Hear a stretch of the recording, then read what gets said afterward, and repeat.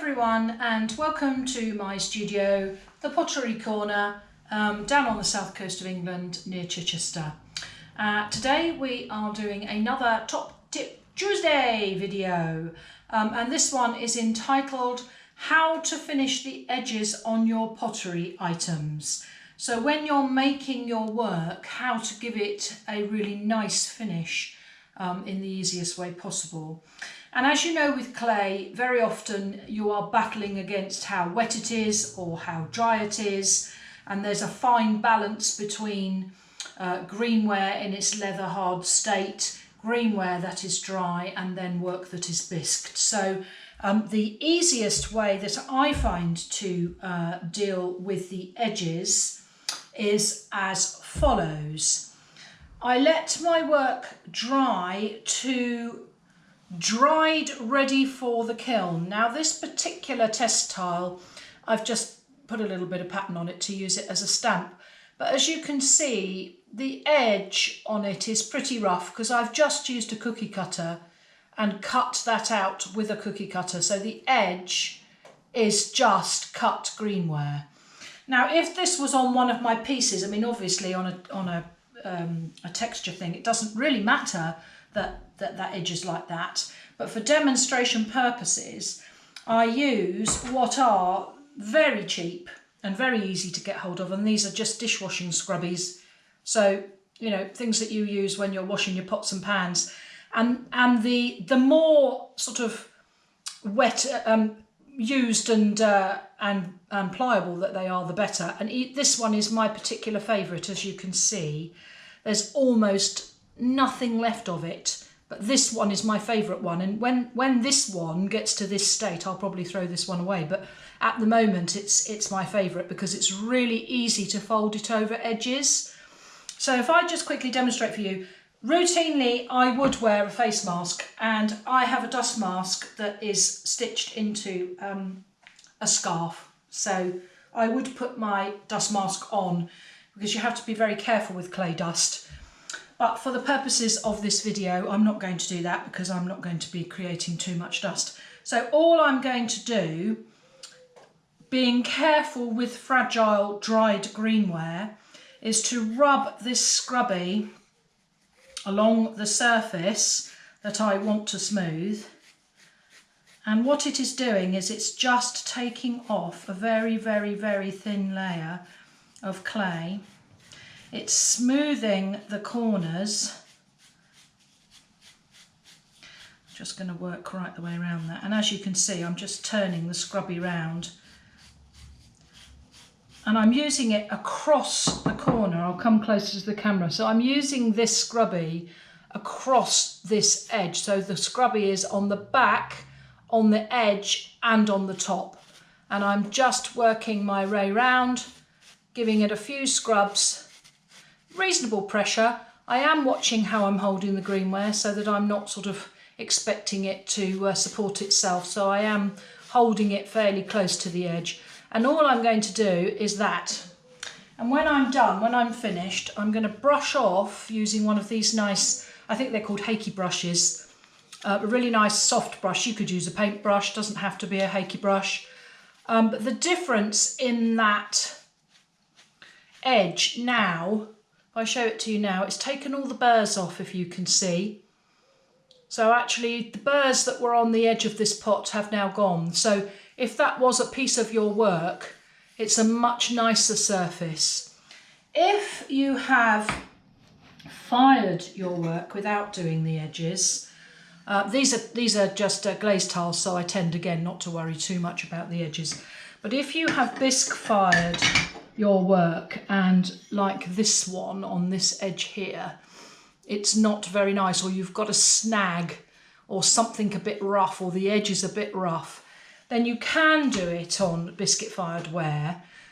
I tend not to sand biscuit fired ware because the dust is carcinogenic, so you know that's really not a very good thing to be playing with. So the dust from bisqued ware is much worse than the dust from clay, although the dust from clay isn't good. But that's why I tend not to sand bisqueware. But if you did want to sand bisqueware, then your tools would be various grades of sandpaper. And then I also have these this little set of files that come in a little pack. So you've got round files and flat files of differing profiles. And these are really useful if you have a piece that's been carved or you have something that you've taken holes out of. So those are very useful. But if you were to use them on your bisqueware to sort out this type of problem, do it outside, make sure you wear a mask. So I'm not going to demonstrate that in the studio because I do not want to be breathing in those particles. Dangerous. But if you, before you got to the bisqueware, if you had done this on your greenware, you wouldn't actually need to file any bisqueware at all. So that's a much better option.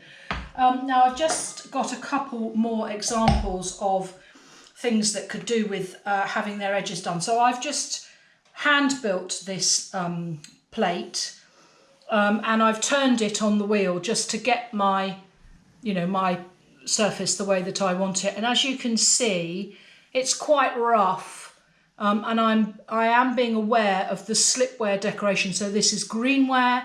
It's been decorated with slip by the monoprinting technique, which I will demonstrate in another video.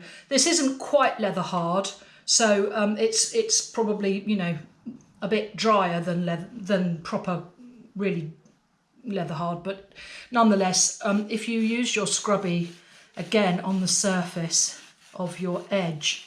So let me show you the edge really closely. All right, so you can see the edge, and then I'm just going to scrubby a section. So again, I'm using the scrubby in exactly the same way on the actual surface of the clay. The reason I'm not using a sponge is because a sponge would bring out the grog in the clay. So this is hand building clay, so it has quite an element of grog in it, i.e. Previously bisqued ware that's been ground up and put into the clay to give it some stability. So if you use a sponge, what happens is that you wipe away the clay particles and the grog stands on the surface, so you end up with basically a very sandy surface. So just using the scrubby just on this section here, you can see it's taken the sharp edge off and just leaves you with a nice smooth surface. And that's the bit that's not been scrubbied on this side here. So the difference between this edge here and this edge here that I have just scrubbied for 2 minutes, it's much smoother. So that is the way that I finish off my greenware edges. As I say, it's much easier to do on greenware than it is to do on bisqueware. You can do it on bisqueware, but you are running the risk of breathing in bisqued particles, which are really very, very nasty. So you don't really want to be doing that. Routinely, if I was doing this scrubbing in my studio on my own and not videoing it, I would be wearing a dust mask. And I just stitch mine into a scarf because I find it easier to stick it on my face rather than having all the elastic bits all around my hair and around my ears. I prefer to put it on a scarf because it's softer to tie it around the back of my neck. So there you are. That is your Top Tip Tuesday, how to do greenware edges.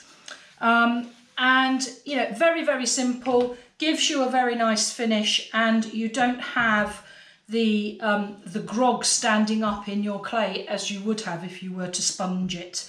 So quite short and sweet today. So if you'd like to see some more of my videos, the kiln glaze opening videos and the Top Tip Tuesday videos, subscribe on the button below and press the bell, and then it'll notify you when the new videos are available to watch. Do comment on how useful you found this, or whether there's something that you would like me to have a look at in the future. Quite happy to pass on whatever information I can to help you with your pottery work. There is my own work online in the shop on the website, which is www.thepotterycorner.co.uk. So items available to buy. There's also courses on there if you're local to Chichester. So do have a look. And Instagram is the.pottery.corner and Facebook is the Pottery Corner. So I'll see you all again on the next Top Tip Tuesday video. Until then, happy potting everyone. Bye for now.